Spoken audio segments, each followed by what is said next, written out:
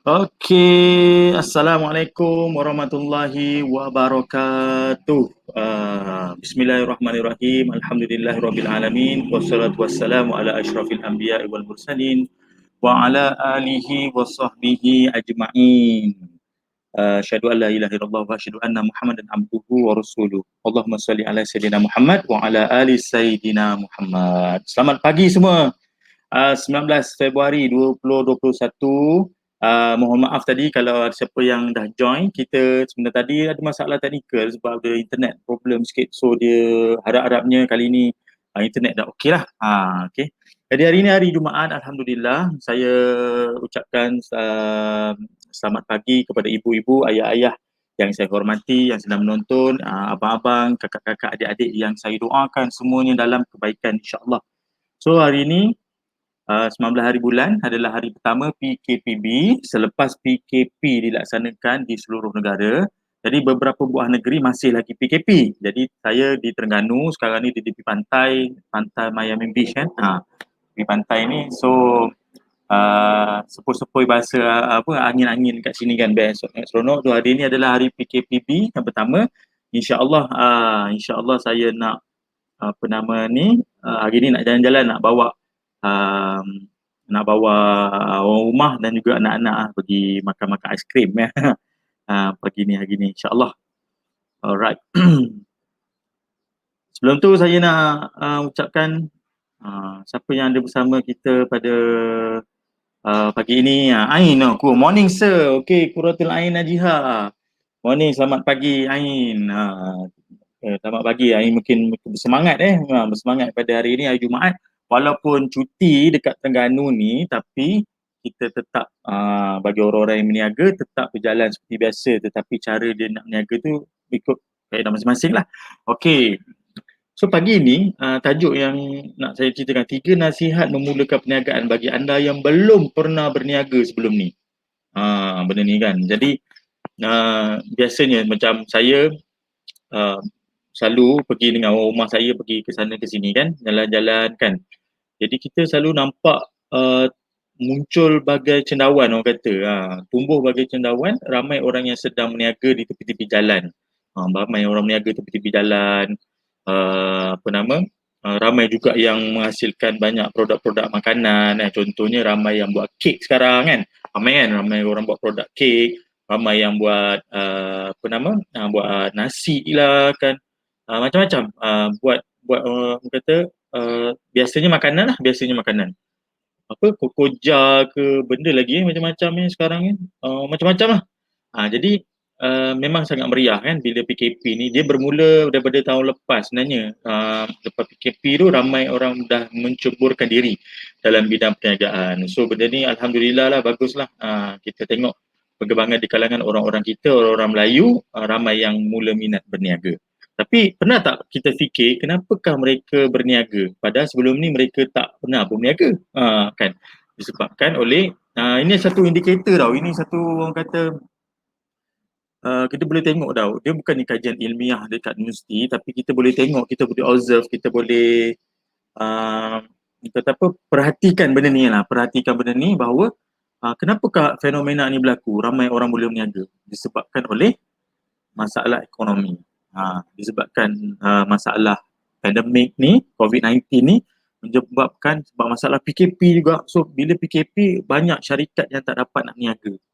Termasuk saya sendiri pun, saya ada syarikat kan, jadi syarikat ni pun tak boleh nak berniaga sangat, tak boleh nak berniaga macam normal, macam biasalah.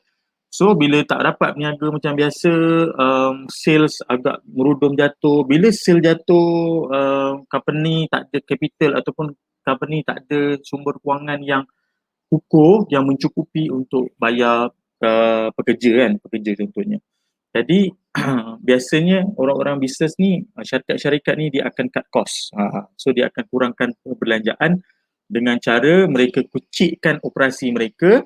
Mungkin sebelum ni ramai pekerja, diorang akan tawarkan VSS, tawarkan kata apa, mereka tawarkan apa, saguati sukarela macam itulah kepada mereka, dan dia akan menyebabkan apa? So menyebabkan ramai orang akan hilang pekerjaan dia. So ramai orang akan hilang pekerjaan. Daripada dulu mungkin gaji besar, tiba-tiba tak ada gaji, nak minta kerja pula dengan company lain pun sama juga tengah kurangkan kos operasi dia. So dah tak ada kerja nak buat. Jadi inilah yang menyebabkan ramai orang menceburkan bidang dalam bidang perniagaan. Sebab semua orang nak cari makan, semua orang nak ada pekerjaan kan. Tapi nak bekerja, orang kata nak pendapatan yang macam dulu mungkin susah nak dapat. Jadi ramai orang menceburkan bidang dalam perniagaan. Jadi bila dia ada beberapa golongan lah, antaranya contoh golongan orang yang sebelum ni dia pernah berniaga, tapi dia bekerja pula, makan gaji, lepas tu berniaga balik. Ada juga. Ada golongan yang memang dia memang sentiasa orang usahawan, memang berniaga, dia tak suka makan gaji, dia memang suka sendiri. Ada juga orang yang tak pernah berniaga langsung, tiba baru nak berniaga. So saya ni tak adalah pakar dalam bidang ni, saya bukanlah seorang usahawan yang gila-gila terbaik lah kan, tetapi hari ni saya nak bagi, orang kata nak kongsikan kepada anda semua kan, yang bagi sini yang mungkin nak mula berniaga. Ini tajuk kita, 3 nasihat memulakan perniagaan bagi anda yang belum pernah berniaga sebelum ni. Jadi antara lainnya saya nak bawa tiga nasihat lah kepada mereka, sebab anda kena tahu untuk dalam perniagaan ni, kalau anda bekerja makan gaji, hujung bulan bos akan bayar gaji anda, majikan anda akan bayar gaji anda. Tapi bagi orang yang berniaga,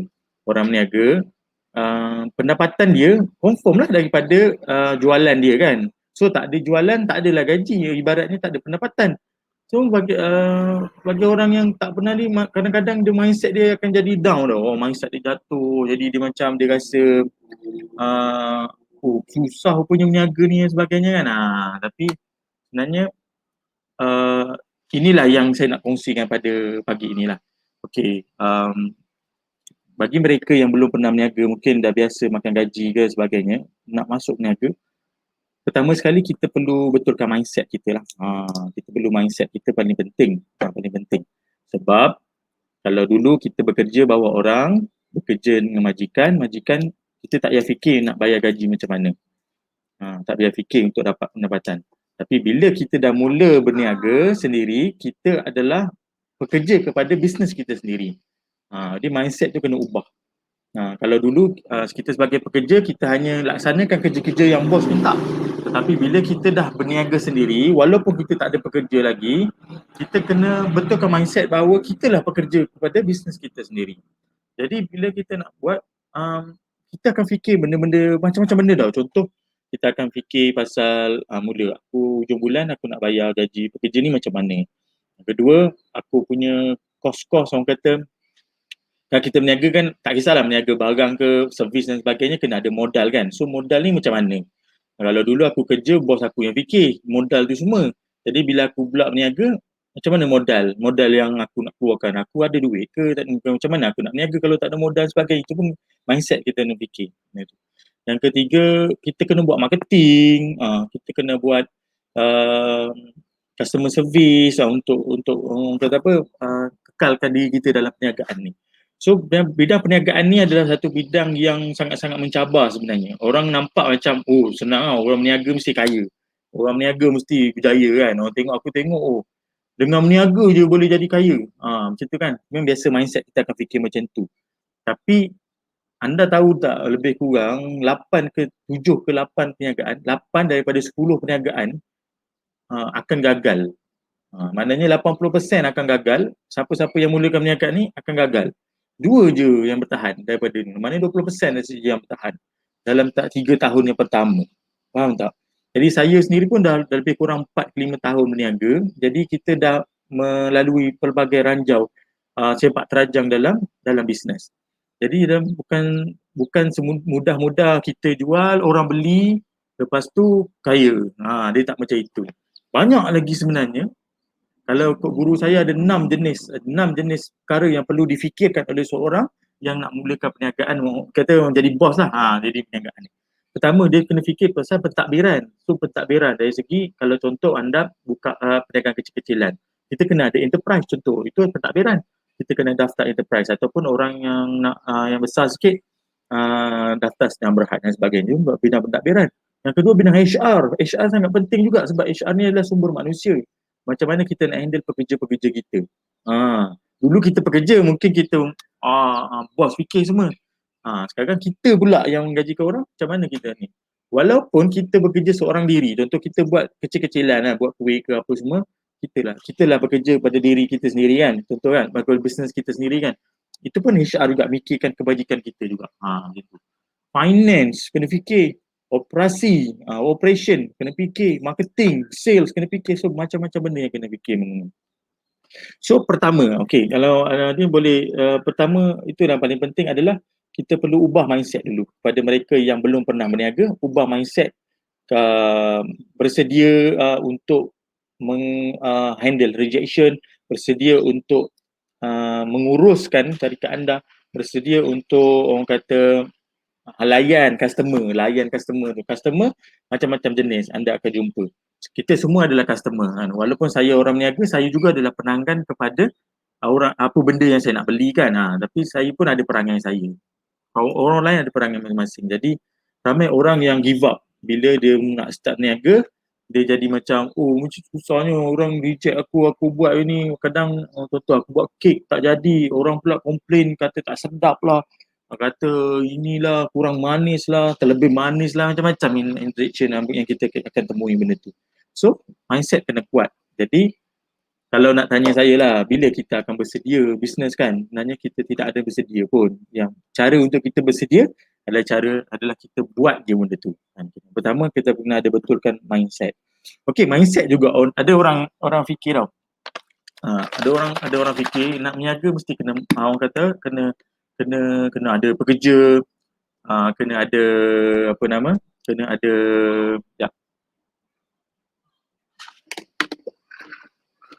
kena ada modal besar, kena ada kedai, macam-macam lah kena fikir benda tu kan.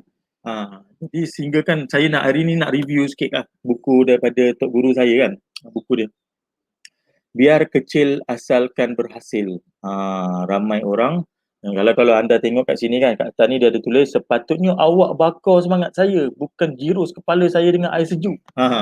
Agak-agak kenapa dia tulis macam ni. Macam Tok Guru saya, Datuk Dr. Rusli Abdullah, dia ada keluarkan buku Biar Kecil Asal Berhasil ni. Dia tulis buku ni lebih kepada golongan orang yang sebelum ni makan gaji nak mula berniaga. Jangan fikir senang-senang je berniaga. Dalam buku ni ada satu kisah tau tentang seorang CEO tau. Seorang CEO yang dulu gaji besar, tapi dia rasa macam dia nak something, orang kata dia tak puas tau, walaupun gaji besar dia tak puas. Sebab apa? Sebab dia kata dia sibuk sangat dengan kerja dia, sampai dia kata aku tengok orang yang berniaga ni banyak je masa kan, jadi aku nak mula berniaga. Dia macam tu. So dia mulalah berniaga. Jadi dia berhenti sebagai seorang CEO, dia mula berniaga dalam ni. Ego tinggi lah kan, CEO kot, macam mana nak berniaga kecil-kecilan, mesti nak besar-besaran, betul tak? Jadi dalam buku ni dia ada cerita tentang kisah CEO tu, macam mana Datuk Rusli dulu. Datuk Rusli adalah seorang pegawai bank, jadi ramai orang ataupun orang-orang nak buat bisnes yang akan jumpa beliau untuk dapatkan loan bank. Jadi ada satu kisah dalam buku ni juga mengenai tentang seorang pasangan suami isteri yang dulu bekerja, tiba dia nak mulakan perniagaan dia. So dia mulakan perniagaan tu, mereka nak buat keropok leko lah, kalau tak silap dalam buku ni lah. Dia perniagaan keropok leko, dia nak buat perniagaan keropok leko. So mereka ni, dua orang ni, suami isteri ni, dia pergi belajar tau. Dia pergi belajar macam mana nak buat keropok leko. Jadi lepas dia masuk kursus tu, dengan semangat berkobar-kobar, dia nak semangat, aku rasa aku hebat lah nak buat keropok leko sebab aku dah belajar, aku dah masuk kelas keropok leko ni macam mana ni. Jadi dia pun pergi jumpa dengan Datuk Rusli. Masa tu dia jadi bankers untuk minta pinjaman kan. Tiba-tiba nak pinjam RM500,000. Rasanya RM500,000 kot kalau tak silap saya dalam buku ni kan. Ni tulis Hmm.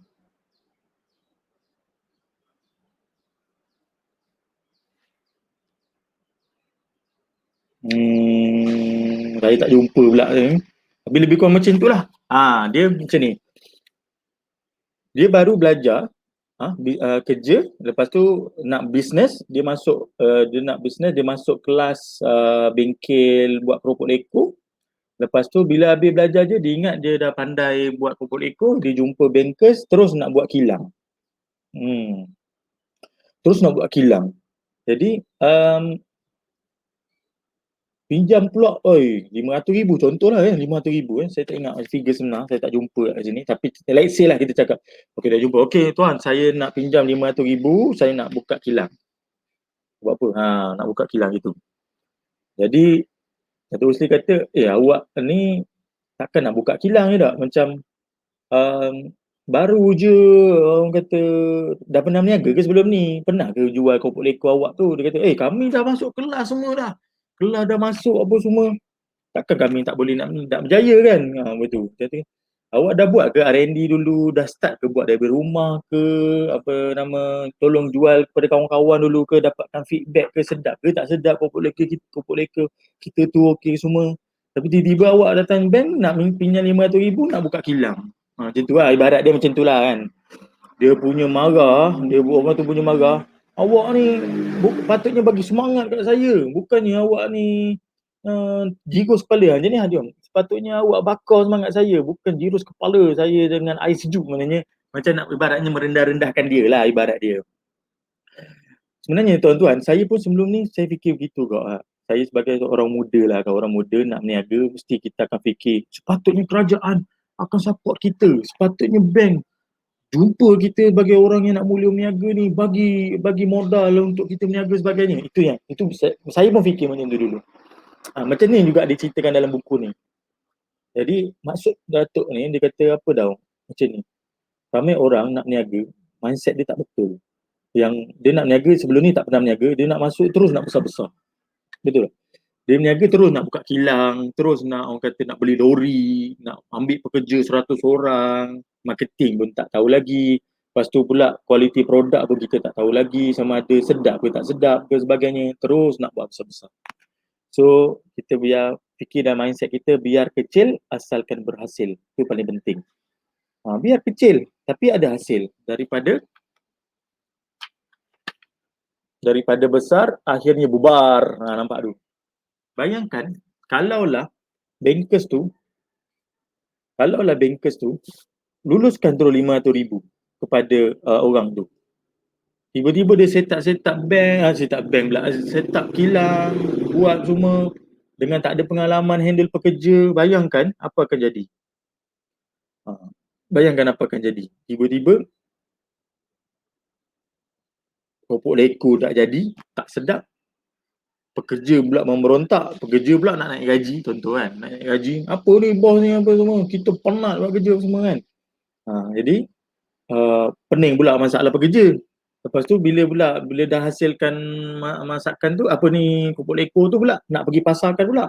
Tak ada pula orang marketing nak buat. Distributor lori dah ada, pekerja ada tapi marketing tak buat. Tu tak ada sale. Dah berlambak-lambak barang tu. Lepas tu pula rosak, busuk dan sebagainya. Ada pula orang beli pula rasa tak sedap. Dah kena komplain pula ni. Lala apa jadi agak-agak saudara-saudari. Nampak tak? Tiba kita fikir nak besar-besar terus. Jangan macam itu. Kita kena buat kecil-kecil dahulu supaya kita risikonya tidaklah besar. Jadi inilah antara kisah-kisah yang dikongsi dalam buku ni. Ada orang yang nak mula berniaga terus nak besar, terus nak sewa kedai, vok nak besar. Apa nama? Terus nak besar-besar, terus nak bekerja ramai, terus nak orang kata inilah besar lah. Jadi akhirnya tak ke mana. Jadi itulah yang kita mesti fikirkan. Jangan terlalu besar-besar. Okey. Siapa bersama saya pagi ni tengok macam Azmi Mi, Assalamualaikum Jamal, kirim salam kat JJ. Kirim salam kat bapak saya. Saya pun dah lama tak balik Abang Mi. Saya pun lama dah kat Terengganu ni, tak balik-balik Kuala Selangor kan. InsyaAllah kita setiap hari kita berhubung melalui telefon kan. InsyaAllah kita salah Abang Mi, sihat ke? Macam mana kebun kan dekat Tanjung Karang tu? Kita pun ada Puan Noli. Puan Noli, terima kasih kerana menonton. Ni pakcik saya, paman saya, Sam Akmal, Syamsul Akmal. Saya, ni orang kampung saya, Muhammad Adam Isman. Terima kasih kerana menonton. Isma Fadil Syukri, terima kasih. BE lama tak jumpa BE. Itulah. Lama tak jumpa BE gitu. Harap semuanya sihat walafiat. So saya dah kongsikan cara yang pertama tadilah, iaitu kita kena ubah mindset kita.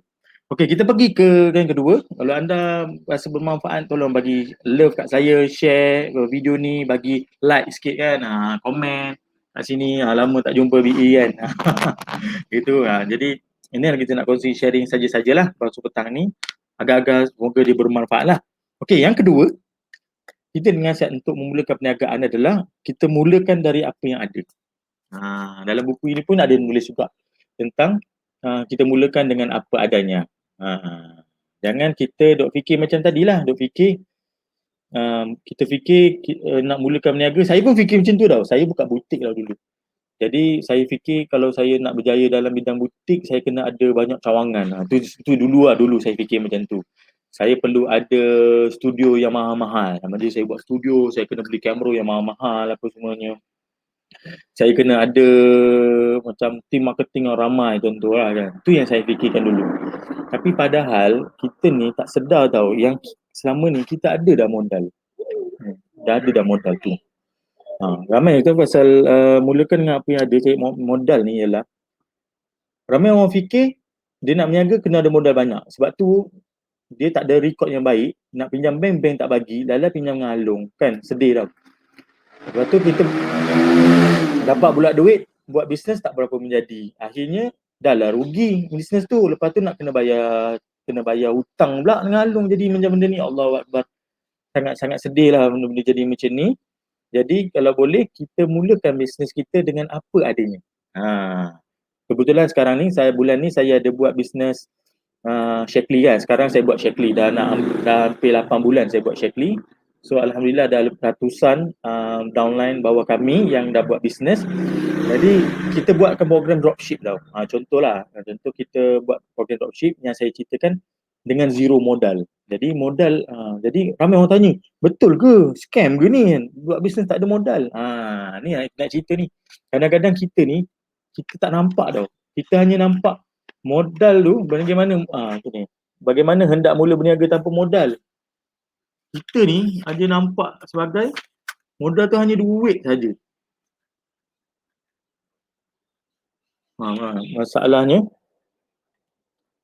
bagi seorang bukan yang mempunyai mata usahawan, modal ketara yang dimiliki pun gagal dilihat. Kita kena tengok yang kita sekeliling kita ni banyak modal. Contoh modal yang ada. Ni, smartphone kita. Smartphone kita ni modal kita. Laptop kita. Pen kita. Buku kita. Facebook kita adalah modal untuk kita. Kenapa kita perlu orang kata nak kena sewa kedai dulu ke, nak ambil kerja dulu ke? Mula je lah apa yang ada. Okay, contoh saya kan buat bisnes Shaklee kan. Saya buat dropship program, affiliate dropship. So saya ajak kepada mereka ni join Shaklee. Saya nak buat diorang ni free membership. Maknanya nak join Shaklee dia kena bayar RM35 ataupun buat belian sebanyak 100 point kan baru dapat free membership. So saya kumpulkan mereka ni, siapa-siapa yang nak mulakan bisnes, okey. Kita daftarkan mereka sebagai ahli Shaklee tetapi mereka masih lagi pre-aktif. Maknanya diorang belum aktif lagi akaun mereka. So kita ajar mereka buat jualan dulu. Okey, kita bagi poster, kita bagi copywriting, promote dulu kepada kawan-kawan, sahabat andai, kepada keluarga dan sebagainya, promote. Lepas itu dapat je sale, bagi tahu kita. Okey, kita jual lah betul-betul ESP. Ni saya minum Allah. Saya minum ESP kan.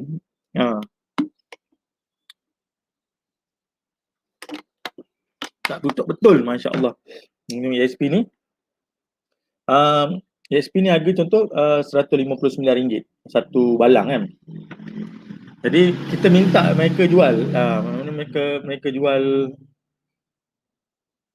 Mereka jual dulu. Barang kami ada ready stock kan. Jadi dapat aja jualan, mereka bagi tahu kepada kami. Okey, sir, saya dapat jual satu ESP. So dia pun bayar kepada kami dengan agak ahli, kami bagi barang tu kepada customer dia. Dia dapat untung runcit pertama.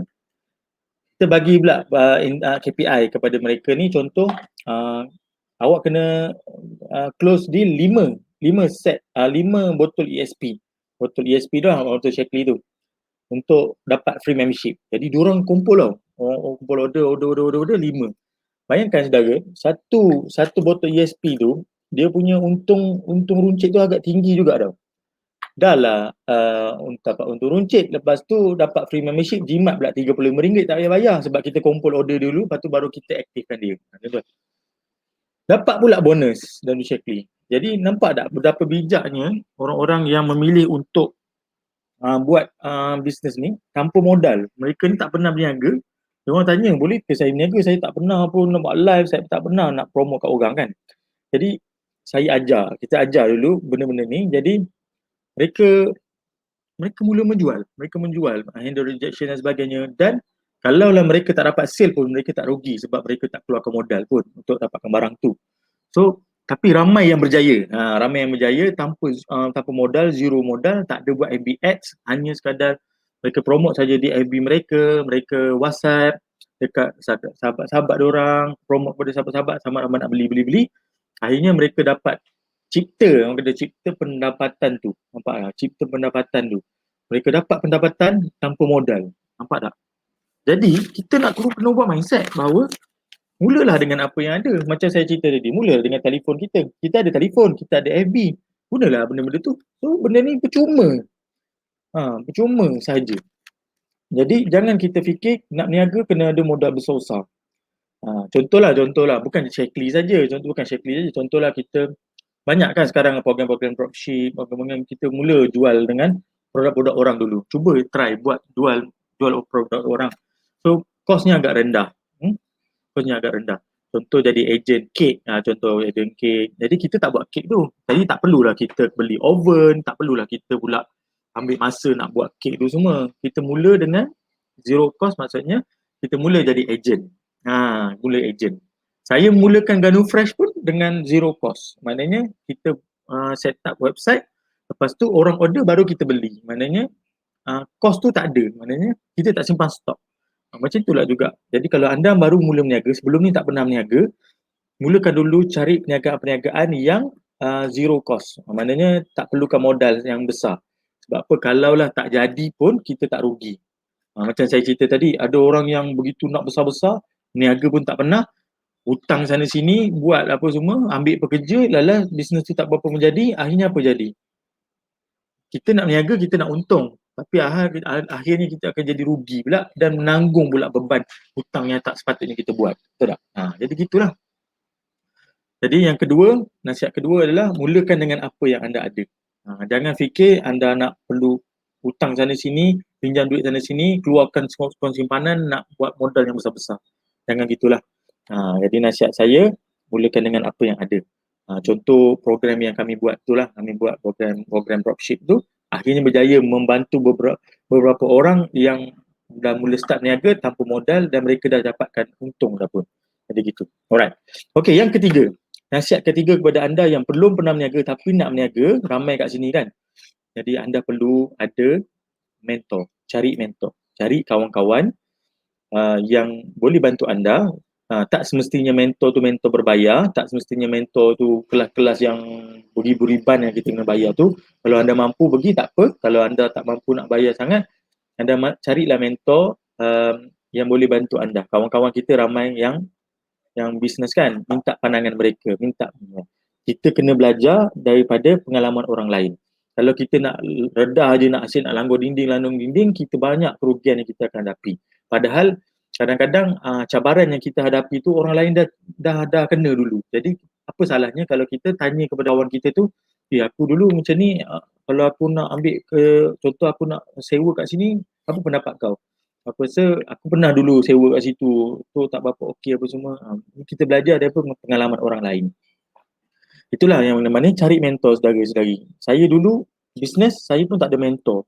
Saya langgar dinding je. Apa saya buat, saya ingat saya betul aja kan. Tapi carilah Tanya kawan-kawan yang biasa buat supaya anda terpandu. Contoh dalam bisnes Shaklee, memang kami ada mentor yang akan guide kami. Downline-downline kami dalam Ben Sugih Group pun hari-hari ada kelas yang ajar mereka bagaimana nak buat sale, bagaimana nak buat personal branding, bagaimana nak handle customer, bagaimana nak uruskan stok dan sebagainya. Jadi kita ada guru yang mengajar kita. Dan dalam Shaklee yang bestnya, tak payah bayar pun. Dapat ilmu-ilmu tu secara percuma, tapi perlu ada requirement lah. Maknanya kena buat something lah. Kena promote dan sebagainya. Jadi inilah yang saya nak kongsikan pada hari ini, 3 nasihat bagi anda yang nak memulakan perniagaan. Sebab sekarang ni musim-musim COVID, ramai orang yang hilang pekerjaan makan gaji. Jadi mereka ramai yang nak mencubakan bidang dalam perniagaan sebab nak minta kerja pun susah. Jadi inilah tu anda perlu ubah mindset anda menjadi seorang usahawan. Yang kedua, anda perlu gunakan modal yang ada dahulu. Modal bukan semestinya duit. Kena fikir tu, kena faham tu, modal bukannya semestinya duit. Yang ketiga, cari guru, cari mentor, cari kawan-kawan. Bukan kawan-kawan. Semua orang ada tu, supaya hidup kita ni terpandu. Okey, saya rasa itulah dah setengah jam saya bersiaran pada pagi ini. Mudah-mudahan anda semua dapat manfaat. Jika live ini bermanfaat untuk anda, bolehlah kongsi-kongsikan kepada mereka yang mungkin anda kenal, orang yang baru nak berniaga tapi tak tahu nak mulakan macam mana. Boleh share lah video ini dan sebagainya. Mudah-mudahan dia memberi manfaat kepada anda. So kita sekarang ni masih lagi dalam pandemik. Mudah-mudahan kita semua berada dalam keadaan sihat walafiat. Alright. Okay, terima kasih kerana menonton semua yang ada ini. Pun ada. Jadi kat sini tengok penonton, contoh Syafiq Elmi, Masya Allah. Founder kepada Hijab Bistahab. Pun ada bersama kita pada pagi ni. Ini malu saya kan. Ni antara mentor yang hebat lah, Syafiq Elmi. BE mohon Bam Jamal jadi mentor saya. Allah Akbar.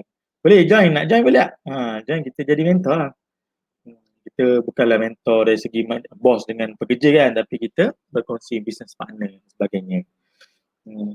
Fadlina Zulkifli antara sahalan-sahalan kami dalam Shaklee. Semoga berjaya. Terima kasih kerana menonton. Okey.